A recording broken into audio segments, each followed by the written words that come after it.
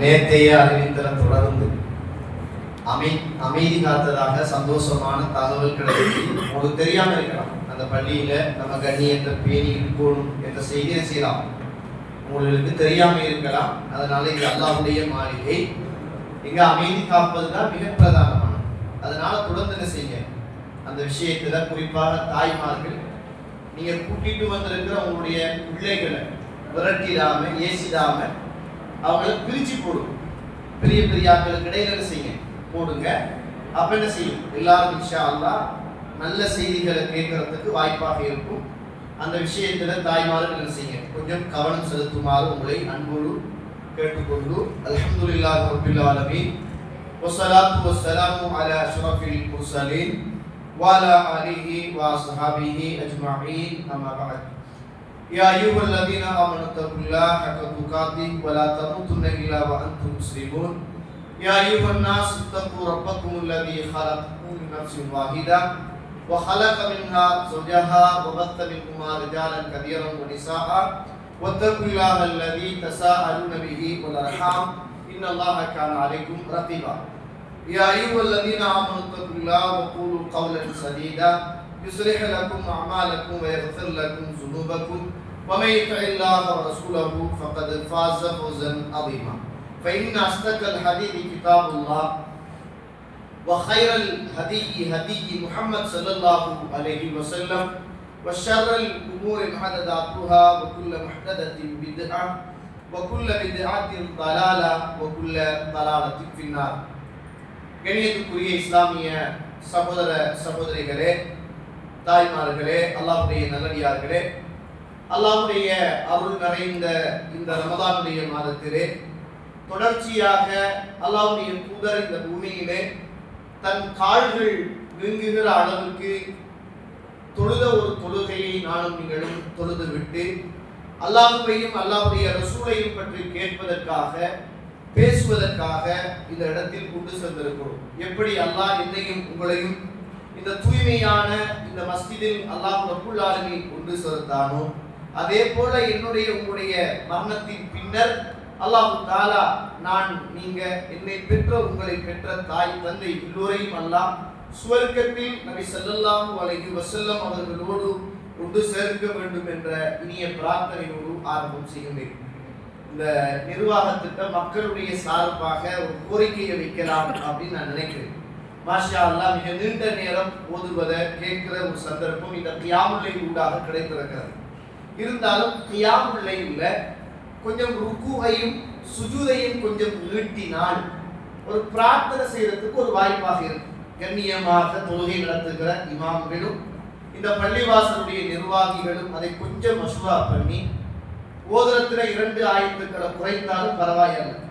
கொஞ்சம் ருக்குவையும் சுஜூதையும் நீட்டினால் இன்னும் நாங்க கொஞ்சம் அழுது அல்லாஹ்விடத்தில் நாங்க செய்த பாவங்கள் நிறையவே இருக்கிறது, அதற்காக தௌபா செய்வதற்காக பிரார்த்தனை செய்வதற்காக அது ஒரு சந்தர்ப்பமாக இருக்கும் என்பது என்னுடைய அவாவும் ஆசையும். அதை இன்ஷா அல்லாஹ் இந்த நிர்வாகமும் தொழுவிக்கின்ற ஹாஃபிஸ்களும் கவனம் செலுத்துமாறு அன்போடு கேட்டுக்கொள்கிறேன். இன்றைக்கு அல்லாஹ் கேட்கக்கூடிய ஒரு கேள்விக்கு நம்ம என்ன பதிலை தயார் செய்து வைத்திருக்கிறோம் என்பதுதான் இன்றைய இந்த தலைப்பு. அல்லாஹ் தஆலா அல் குர்ஆன், இது சில நேரம் இன்றைக்கு சம்பூர்ணமாக முடிக்காம போகலாம். அப்படின்னா இன்ஷா அல்லாஹ் இதனுடைய தொடர் நாளை என்ன செய்யும் இருக்கும். அல்லாஹ் தஆலா அல் குர்ஆன் சூரத்துல் ஹஷ்ர் 18வது வசனத்தில் ஒரு கேள்வியை கேட்கிறார். யா அய்யுஹல்லதீன ஆமனு, ஈமான் கொண்ட விசுவாசிகளே. இந்த உலகத்தில் முஷ்ரிக்குகள் வாழ்கிறார்கள், இந்த உலகத்தில் நாஸ்திகர்கள் வாழ்கிறார்கள், இறைவனை மறுத்தவர்கள் வாழ்கிறார்கள், இந்த உலகத்தில் பலதரப்பட்ட மனிதர்கள் வாழுகிற இந்த உலகத்தில் அல்லாஹ் என்னையும் உங்களையும் தான் அழைக்கிறான். எப்படி அழைக்கிறான்? தாய்மார்களை புரிந்து கொள்ளுங்கள், இது அல்லாஹ் என்னோடும் உங்களோடும் பேசுகிற வார்த்தை என்ற உணர்வோடு கேளு. அல்லாஹ் என்னோடும் உங்களோடும் பேசுகிறான் என்ற உணர்வோடு கேளுங்கள். வல் தன்துர் நஃப்ஸும் மா கத்தமத் லிகதி, ஒவ்வொரு ஆத்மாவும் சிந்திக்கட்டும் தன் மரணத்துக்கு பின்னர் உள்ள வாழ்வுக்காக நாம் எதை முற்படுத்தி இருக்கிறோம் என்பதை ஒவ்வொரு ஆத்மாவும்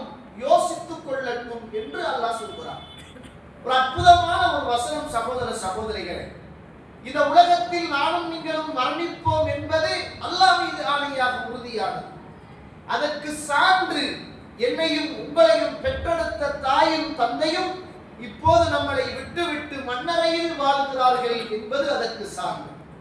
அதற்கு சான்று என்னையும் உங்களையும் ஈன்றெடுத்த தாயும் தந்தையும் உயிரோடு வாழ்ந்தார்கள். அவர்களை பெற்றெடுத்த தாயும் தந்தையும் நிச்சயமாக இப்போது மண்ணறைக்குள் வாழ்கிறார்கள் என்பது அது உறுதி தோழர்களே. இந்த உலகத்தை விட்டு நானும் நீங்களும் பிரிவது என்பது உறுதியானது. கட்டிய வீடு, மனைவி, சொத்துக்கள், சுகங்கள், வீடு, வாசல், வாகனம் அத்துணையும் இந்த பூமியில் இருக்கிற போது நானும் நீங்களும் இந்த மண்ணை விட்டு மறைந்து மண்ணறைக்குள் வாழப்போகிறோம் என்பது சந்தேகமே இல்லாத எப்படி இரவும் பகலும் தெளிவாக கல்வுக்கும் கண்ணுக்கும் தெரிகிறதோ அதை விடவும் திட்ட தெளிவு இந்த உலகத்தில் இருந்து ஒரு நாள் நானும் நீங்களும் பிரிவோம் என்பது திட்ட தெளிவாகும். சந்தேகமே கிடையாது தோழர்களே.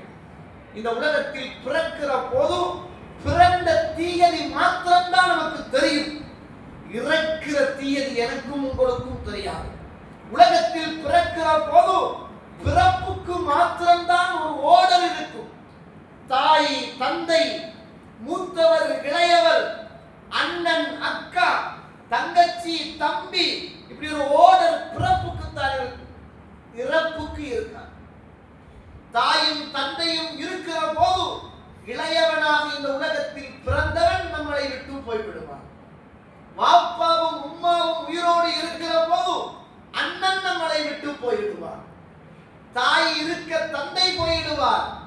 தந்தை இருக்க தாய் போயிடுவார். இந்த உலகத்தில் இறப்புக்கு ஒரு ஓடல் கிடையாது. பிறப்புக்குத்தான் ஒரு ஓடல் இருக்கிறது. முதலாவது வாப்பாண்டுவோம், இரண்டாவது உம்மாண்டுவோம், மூன்றாவது மூத்தவர் என்போம், நாலாவது மூத்தவர் என்போம், ஐந்தாவது இளையவர் என்போம், ஆறாவது தங்கச்சி என்போம். ஒரு ஓடரை வைத்திருக்கிறோம் தொடர்பு. ஆனால் இந்த உலகத்தை விட்டும் நாம் பிரிகிற நேரம் இருக்கிறது. அது இந்த ஓடரோடு என்ன செய்யாது, சம்பந்தப்படாது. மாறி மாறி என்ன செய்யும். இந்த உலகத்தின் பிரிவுகள் எனக்கும் உங்களுக்கும் வரும் என்பதில் எள்ளில் முனையளவு கூட சந்தேகம் கிடையாது. கண்ணியத்துக்குரியவர்களே, இந்த கேள்விக்கு என்ன பதில்? பெத்த பிள்ளை எப்படி படிக்க வேண்டும் என்பதை யோசித்து திட்டம் தீட்டி வைத்திருக்கிறோம். நான் மரணித்தால், நீங்கள் மரணித்தால் இந்த உலகத்தில் மனைவி எண்ணத்தோடு வாழ வேண்டும், எப்படி வாழ வேண்டும் ஏற்பாடுகள் செய்து வைத்திருக்கிறோம். தாய் தந்தை இந்த பூமியில் வாழுகிற போது எப்படி வாழ வேண்டும் ஏற்பாடுகள் செய்து வைத்திருக்கிறோம். அல்லாஹ் கேட்கிறான், வல் தன்துர் நஃப்சு மா கத்தமத் லிகதி. ஒவ்வொரு ஆத்மாவும் தந்த மௌத்துக்கு பின்னால் உள்ள வாழ்வுக்காக எதை தயார் செய்து வைத்திருக்கிறது. அல்லாஹ் கேள்விக்கு என்ன பதில் சொல்லுங்கள்? நாளைய உணவும் இன்றைய ரெடி. நாளை அன்றைக்கு என்ன வாழப் போகிறோம், என்ன உண்ண போகிறோம் என்பது இன்றைய தயார். ஆனால் இறைவன் கேட்கிற கேள்விக்கு நானும் நீங்களும் தயார். இந்த உலகத்தில் வாழ்ந்த சஹாபிய சமூகம் தயார் செய்திருக்கிறார்கள். நம்ம என்ன தயார் நிலையில் இருக்கிறோம்? ஒரு தடவை உமர் ரலியல்லாஹுடைய மகனார் அவருடைய மகனோடு நிற்கிறார். யாருடைய? அப்துல்லாவுடைய மகனோடு இருக்கிறார். உமர் ரலியல்லாஹுடைய மகனார் அவருடைய மகனோடு இருக்கிற போது ஒரு யாசகன் கேட்கிற ஒரு சாகி வந்து உமர்லாவுடைய மகனிடத்தில் கேட்கிறார்கள், ஒரு திர்ஹம் எனக்கு கொடுங்க அப்படி என்று கேட்கிறார். உடனே அப்துல்லா உமர் ரலியல்லாஹுடைய மகன் அவருடைய மகனிடத்திலே சொல்கிறார், மகனே அவருக்கு ஒரு திர்ஹத்தை கொடுத்து விடு அப்படி என்றார். அவர் அந்த திர்ஹத்தை வாங்கிவிட்டு அந்த யாசகம் கேட்டவர் போய்விட்டார். மகன் வாப்பாவை பார்த்து சொல்கிறார். இப்படி ஒரு பிள்ளை வாப்பா எப்படி இருக்கும்?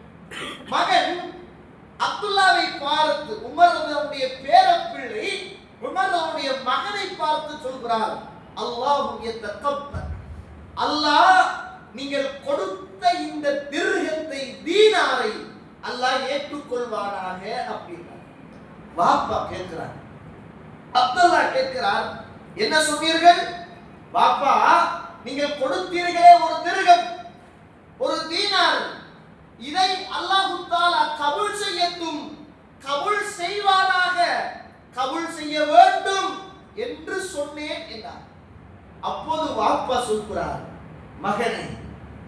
இன்றைக்கு நான் கொடுத்த ஒரு திர்ஹம், இன்று நான் செய்த ஒரு சுஜூது அல்லாஹ் தஆலா ஏற்றுக்கொண்டு விட்டான் என்று எனக்கு தெரியுமாக இருந்தால் அன்றே இந்த மண்ணில் நின்று நான் மரணிப்பதற்கு தயார் என்றார். எவ்வளவோ அமல்கள் செய்துவிட்டு யார் இந்த உமருடைய மகனார்? யார் இந்த உமருடைய மகனார்? இந்த உலகத்தில் உயிரோடு வாழுகிற போதும் நரகத்தை கனவில் கண்ட ஒரு அற்புதமான நபி தோழர் அப்துல்லாஹ் இப்னு உமர் ரலியல்லாஹு அன்ஹு. கண்ணியத்துக்குரியவர்களே, இந்த பூமியில சஹாபாக்கள் தந்த மௌத்துக்கு பின்னர் உள்ள வாழ்வுக்காக முற்படுத்தி வைத்திருந்தார்கள். நாம் எதை முற்படுத்தி வைத்திருக்கிறோம்? யோசித்து பாருங்கள், ஒரு கணம் சிந்தித்து பாருங்களேன். இந்த உலகத்தில் வாழ்ந்த நிறைய நபித்தோழர்கள், நீங்க புகாரில 2880வது செய்தி புகாரில பதிவு செய்யப்பட்ட செய்தி தமிழாக்கத்தில் படிச்சு பாருங்க. இந்த பூமியில் நடந்த உஹது யுத்தம், அந்த யுத்தத்துல இன்ஹஸமன் நாஸ், மக்கள் எல்லாம் தோல்வி அடைகிற போது, விரண்டோடுகிற சந்தர்ப்பத்தில் அனஸ் ரலியல்லாஹு அன்ஹு சொல்கிறார்கள், ஆயிஷா அம்மாவை அந்த யுத்த களத்தில் நான் கண்டேன். ஆயிஷா அம்மா அல்லாஹ்வுடைய தூதருடைய மனைவி, சுவர்க்கத்திலும் மனைவி, உலகத்திலும் மனைவி. ஆயிஷாவே, அல்லாஹ் உங்களுக்கு சலாம் சொல்லுகிறான். ஆயிஷாவே, அல்லாஹ்வுடைய வானவர் ஜிப்ரீல் அலைஹிஸ்ஸலாத்து வஸ்ஸலாம் உங்களுக்கு சலாம் சொல்லுகிறார்கள்.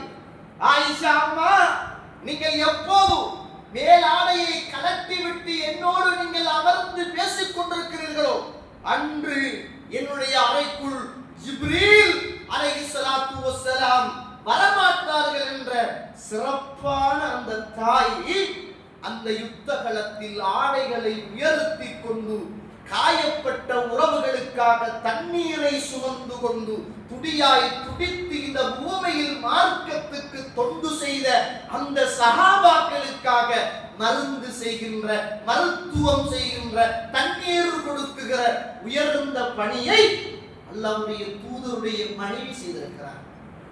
உம்மு சுலைம் ரலியல்லாஹு அன்ஹா அவர்கள் செய்திருக்கிறார்கள். நம்ம என்ன செஞ்சிருக்கோம்? அவங்க நாள மறுமையில் கபரிலே இருந்து எழுப்பப்பட்டால் மார்க்கத்துக்காக அவர்கள் செய்த சேவைகள் தாராளம் ஏராளம் பேசுவார்கள். ஆயிஷா நாயகி, அல்லாஹ்வுடைய தூதரே, இந்த பூமியில் நீங்கள் சொன்ன நிறைய ஹதீதுகளை அபூ ஹுரைராவுக்கு அடுத்ததாக நான் சொன்னேன் என்று சொல்வார்கள். உம்மு சுலைம் ரலியல்லாஹு அன்ஹா அவர்கள், அல்லாஹ்வுடைய தூதரே, யுத்த களத்தில் காயப்பட்டவர்களுக்காக உதவிகளும் ஒத்தாசைகளும் நான் செய்தேன் என்பார்கள். இஸ்லாத்துக்காக பல தியாகங்கள் செய்தேன் என்பார்கள். நானும் நீங்களும் என்ன செய்திருக்கிறோம் என்று கேட்டோம்.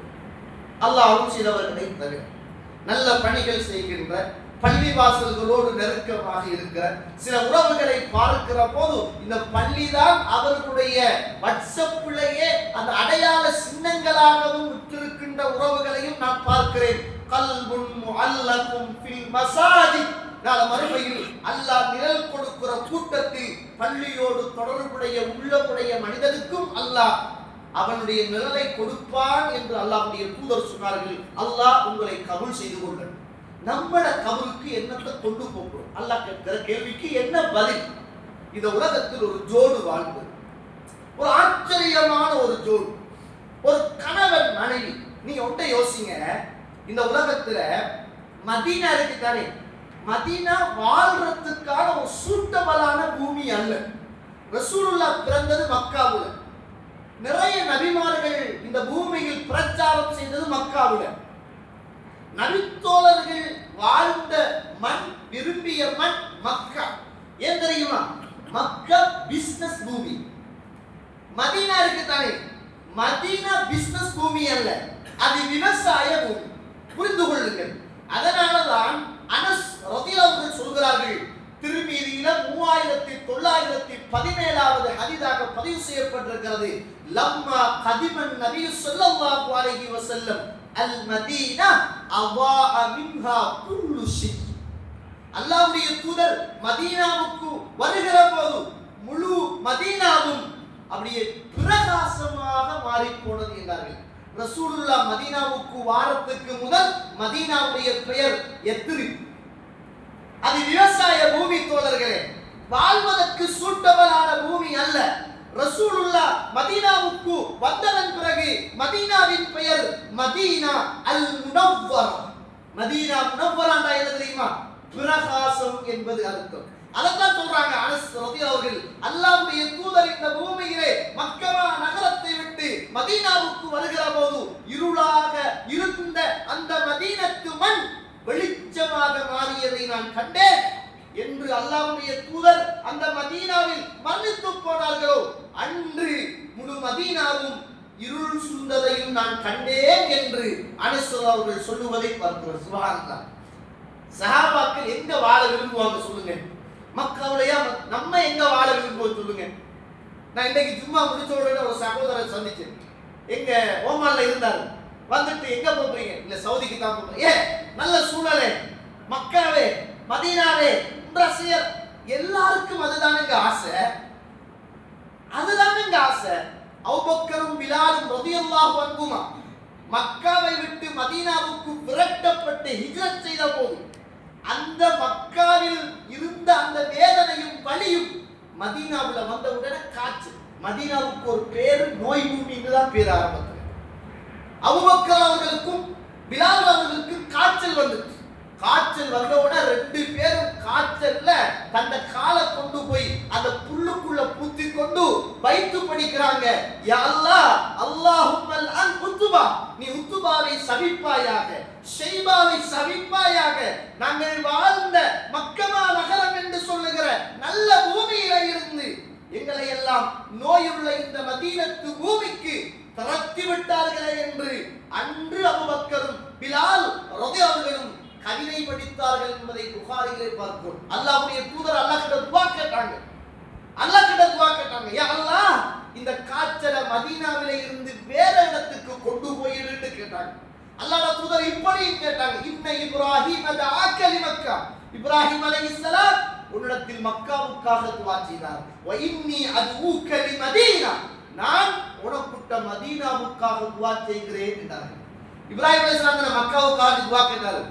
ரசூலுல்லாஹ் மதீனாவுக்காக துஆ கேட்டாங்க. அதை சொல்லியே கேட்டாங்க. கண்ணியத்துக்குரியவர்களே, அல்லாஹ்வுடைய நல்லடியார்களே, இந்த பூமியில மக்காவுல இஸ்லாம் ஆரம்பமாக சொல்லப்படுகிற அந்த காலத்துல ஒரு கணவன் மனைவி இளம் ஜோடு இந்த ஊரே பார்த்து ஒரு கணவனையும் மனைவியையும் நல்லா பேசுமே அப்படி வாழ்ந்தவர்கள் என்றால் இந்த அபூ சலமாவும் உம்மு சலமாவும் மிக பிரதானமான உறவுகள் தொடர்கள். ரெண்டு பேரும் சின்ன காலத்துல பிறப்பால் மக்கா, மனைவியும் மக்கா, ஹஸ்பண்டும் மக்கா, ரெண்டு பேருமே மக்கா. இந்த மக்காவுல வாழ்ற போது ரெண்டு பேரும் இஸ்லாத்தை ஏற்றுக்கொள்றாங்க. ரெண்டு பேரும் ஜோட இஸ்லாத்தை ஏற்றுக்கொள்றாங்க. எப்படிடா இவங்க எங்க போறாண்டாலும் ரெண்டு பேரும் போவாங்க, பயணம் போறாண்டாலும் ரெண்டு பேரும் போவாங்க. இஸ்லாத்துக்கும் ரெண்டு பேரும் வந்துட்டாங்க. மக்காவுல வாழ்ற காலத்துல இஸ்லாத்தை ஏற்றவர்களை மக்கத்து காவிர்கள் எல்லாம் அடிக்கிற போது அல்லாஹ்வுடைய தூதர் இந்த பூமியில் அனுமதி கொடுத்தார்கள். அபிசீனியாவுக்கு போங்க, ஹபஷாவுக்கு போங்க. இஸ்லாமிய வரலாற்றில் நடந்த முதலாவது ஹிஜ்ரத் மதீனாவுடைய ஹிஜ்ரத் அல்ல, அது 4வது ஹிஜ்ரத் தான் மதீனாவுக்கு சஹாபாக்கள் வந்தது. இஸ்லாமிய வரலாற்றில் முதலாவது நடந்த ஹிஜ்ரத் ஹபஷாவுடைய ஹிஜ்ரத், இரண்டாவது நடந்த ஹிஜ்ரத் அபிசீனியாவுடைய ஹிஜ்ரத், மூன்றாவது நடந்த ஹிஜ்ரத் தாயிஃபுடைய ஹிஜ்ரத், 4வது நடந்த ஹிஜ்ரத் தான் அல்லாஹ்வுடைய தூதரும் சஹாபாக்களும் மதீனாவுக்கு வந்த ஹிஜ்ரத். மறந்துடக்கூடாது, அது 4வது நடந்த ஹிஜ்ரத். அல்லாஹ்வுடைய தூதர் அனுமதி கொடுத்தாங்க, அபிசீனியாவுக்கு போயிடுங்க அப்படின்னு. அந்த போற நேரத்துல கணவன் மனைவியாக வந்தது அபூ சலமாவும் உம்மு சலமாவும். எப்படி இருக்கு? சொந்த ஊர் மக்கா, அதை விட்டு ஓடி வந்துட்டாங்க, இஸ்லாத்துக்காக வந்துட்டாங்க. அபிசீனியாவுல இருந்து கேள்விப்படுறாங்க, இப்ப மக்காவுல ஏதோ மக்கள் நிம்மதியாக வாழ்றாங்க. அப்படியே ரெண்டு பேரும் ஜோடா வராங்க. ஒரு குழந்தையும் தான். நம்ம மனைவியை மதிக்கிறதும் இல்லை, அது வேற பிரச்சனை. அவரு அந்த அளவுக்கு மனைவியோட நேசம், பாசம், பிள்ளையோட நேசம், பாசம். நம்ம சில நேரம் கல்யாணம் முடிக்கிறதுக்கு முதல் இருந்த பாசம், கல்யாணம் முடிச்சு வாழ்ந்து கண்டு அதுக்கு பிறகு அது ஏதோ தானோ அப்படின்னு சுமையாகத்தான் நம்ம நினைக்கிறோம். அவர்கள் சுகமாக நினைத்தார்கள். அல்லாஹ் செய்த நல்ல ஜோடுகளை தவிர ரசூலுல்லாஹ் யுத்தத்துக்கு போகிற நேரத்தில் கூட மனைவி மனைவிமார்களை அழைத்துட்டு போவாங்க. நம்ம இந்த இருக்கிற சென்னைக்கு போறோம்னாலும் நானும் வரவாண்டு மனைவி கேட்டா கொஞ்சம் பொத்திக்கிட்டு இருக்கிறியா என்று கேட்கிற அளவுக்கு தான் அல்லாஹ் அருள் செய்தவர்களை தவிர இருக்கும். ஆனா சஹாபாக்கள் அப்படி இருக்குல்ல, ஹிஜ்ரத் உண்டா போனாங்க, பயணம் உண்டா போனாங்க, யுத்தம் உண்டா போனாங்க, எல்லாத்துலயும் ஜோடாகவே போனாங்க. அதுதான் பாதுகாப்புங்க. யுத்தத்துக்கு ரசூலுல்லாஹ் மனைவியை கூட்டிட்டு போனா எப்படி இருக்கும்? அந்த நேரத்திலும் ரசூலுல்லாஹ் மனைவியோடு போனார்கள் என்பது வரலாறு, ஹதீஸ். இப்ப 2 பேரும் போயிட்டு மக்காவுக்கு வராங்க. மக்காவுக்கு வந்து வாழ்ற காலத்துல மக்காவை விட்டு இதுக்கு பிறகு போக வேண்டிய ஒரு நிர்பந்தம் மதீனாவுக்கு சஹாபாக்கள். இப்ப சஹாபாக்கள் அனுமதி கொடுக்குறாங்க. பெரிய வரலாறு சுருக்கமா சொல்றேன் கேளுங்க, இந்த 2 பேருடைய வரலாறு. இந்த நேரத்துல அபூ சலமாவும் உம்மு சலமாவும் நம்ம மதீனாவுக்கு போயிடுவோம் அப்படின்னு யோசிக்கிறாங்க.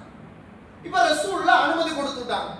2 பேரும் ஜோடாவே அபிசீனியாவுக்கு போனவர்கள், அபிசீனியாவில் இருந்து மக்காவுக்கு வந்தவர்கள், மக்காவில இருந்து மதீனாவுக்கு போயிடுவோம் என்று 2 பேரும் ஒன்றாகவே என்ன செய்றாங்க, வராங்க. வார நேரத்தில் மக்காவுடைய எல்லையில் இருந்த அந்த மக்கத்து காவலர்கள், குறிப்பாக அபூ சலமாவுடைய குடும்பம், உம்மு சலமாவுடைய குடும்பம், இந்த 2 குடும்பமும் ஓடி வந்து மறைக்கிறான். அபூ சலமா, அபிசீனியாவுக்கு போனீர்கள் விட்டோம், ஹபஷாவுக்கு போனீர்கள் விட்டோம், இஸ்லாத்தை ஏற்றுக்கொண்டீர்கள் விட்டோம், இப்ப எங்கட பிள்ளைய கூட்டிட்டு நீங்க மதீனாவுக்கு போறதுக்காக வந்திருக்கிறீர்கள், ஒரு காலம் விடமா. நீங்க போறதா தனியே போகலாம். அங்க அபூ சலமாவுடைய குடும்பம் வந்து உம்மு சலமாவிடத்தில் இருந்த பிள்ளைய பறிச்சு கொண்டாங்க.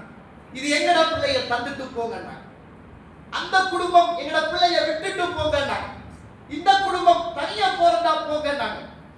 கடமை இல்லை தோழர்களே, போகத்தான் வேண்டும் என்று ரசூலுல்லாஹ் நிர்பந்திக்கவில்லை தோழர்களே.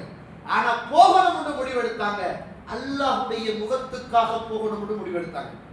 அபூ சலமாவுக்கு எப்படி இருக்கும்? அன்போடு வாழ்ந்த மனைவி, பாசமான ஒரு பிள்ளை, இரக்கமான மனைவி, எந்த இடத்திலும் பிரியாத கோடுகள், எல்லா சந்தர்ப்பத்திலும் 2 பேருமே ஒன்றாக போற பயணங்கள். அபிசீனியாவுக்கும் ஒன்றாக போனார்கள், இஸ்லாத்திலும் ஒன்றாக இணைந்து கொண்டார்கள். இப்படிப்பட்ட தருணத்தில் குடும்பங்களாக வந்து குழந்தையையும் மனைவியையும் கணவனையும் பிரித்து வைக்கிற நேரம் அந்த வேதனையை தாங்க ஏழுமான்னு கேட்கும். நீங்க அந்த இடத்துல நீங்க கணவன் மனைவியாக இருந்து பாருங்க, அப்ப புரியும் உங்களுக்கு அந்த வேதனை எப்படி. பிரியத்துக்கே வாழ்றவருக்கு இந்த வேதனை புரியாது, பிரியக்கூடாது என்று வாழ்பவருக்கு இந்த வேதனை புரியும். அந்த நேரத்தில் தான் அபூ சலமாவுடைய மனசு போராடுகிறது.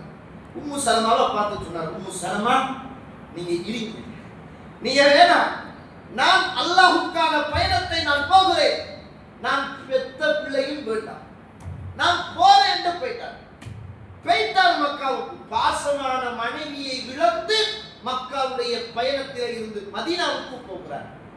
மனைவி பிரிக்கப்பட்டு தன்னந்தனியாக மக்காவில் நிர்பந்த அடிப்படையில் நிப்பாட்டப்பட்டிருக்கிறார்.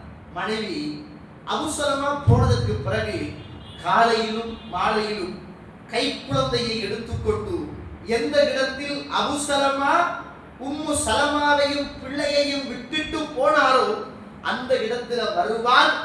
காலையில வந்து நின்று அபூ சலமா போன பாதையை பார்த்து அழுவார். அழுதுட்டு கொஞ்சம் நேர்த்தியால போயிடுவார். திரும்ப மாலையில வருவார், பிள்ளையோட வருவார். எந்த இடத்தில் அபூ சலமா விட்டுட்டு போனாலோ அந்த பாதையை பார்த்து உம்மு சலமா அழுவார். பல நாட்கள் தோழர்களே, காலையிலும் வருவார்கள், மாலையிலும் வருவார்கள், காலையிலும் அழுவார்கள், மாலையிலும் அழுவார்கள். அவ்வளவு அன்பாக வாழ்ந்த அந்த கணவனை இந்த இறை நிராகரிப்பாளர்கள் பிரிச்சுட்டாங்களே என்ற வேதனையோடு துடியாய் துடித்து அழுகிறார்கள். சில நேரங்களில் கவிதையும் படிப்பார்கள். அபூ சலமா, எவ்வளவு அழகாக இன்பமாக நானும் நீங்களும் வாழ்ந்த காலத்தை நினைத்து பார்க்கிறேன். ஆனால் இந்த இறை நிராகரிப்பாளர்கள் என்னையும் உங்களையும் பிரித்து விட்டார்களே என்று கவிதையும் படிப்பார்கள். இந்த நேரத்தில் சுப்ஹானல்லாஹ், பல நாள் அழுகையாக அழுது கொண்டிருக்கின்ற இந்த நேரத்தில் கல்லெஞ்சம் கூட கரையுங்கள். உம்மு சலமாவுடைய குடும்பத்தில் ஒருவர், உம்மு சலமா வளமையாக வாழதும் அபூ சலமா விட்டுட்டு போன இடத்தில் நின்று அழுவதும் பிள்ளைய தூக்கிட்டு வாரத்தையும் வளமையாக பார்க்கிறார். இவர மனசு கொஞ்சம் விலகு. உம்மு சலமாட்ட போய் கேட்கிறார், உம்மு சலமா, உங்களுக்கு நான் உதவி ஒன்று செய்யட்டுமான்னு கேட்டார். என்ன பண்ண போறீங்கன்னு கேட்டாங்க. உம்மு சலமா ரலியல்லாஹு அன்ஹா, நான் உங்களை உங்கள் கணவர் வாழுகிற மதீனத்து பிரதேசத்துக்கு அனுப்பிடவான்னு கேட்டாங்க. செய்யுங்க, அதுதான் எனக்கு வேணும். என்ன எவ்வளவு பாசத்தோழர்கள், என்ன அனுப்பிடுங்க. யாருக்குமே தெரியாமல் உம்மு சலமா ரலியல்லாஹு அன்ஹா கை குழந்தையோடு தோழர்களே, கை குழந்தையோடு மக்காவில் இருந்து நடை பயணமாக மதீனாவை நோக்கி பயணித்தார்கள். யோசிச்சு பாருங்க. இப்போ ஒரு 6 மாசத்துக்கு நினைக்கிறேன் இருக்கும், ஒரு 3-4-6 மாசத்துக்குள்ள இருக்கும்.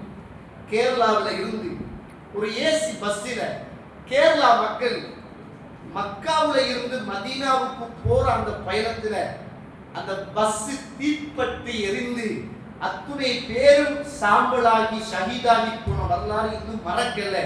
ஏசி பஸ்ஸில போன போது நடந்த ஒரு விபத்து. அல்லாஹ் அவர்களை சுவர்க்கவாதிகளாக அல்லாஹ்.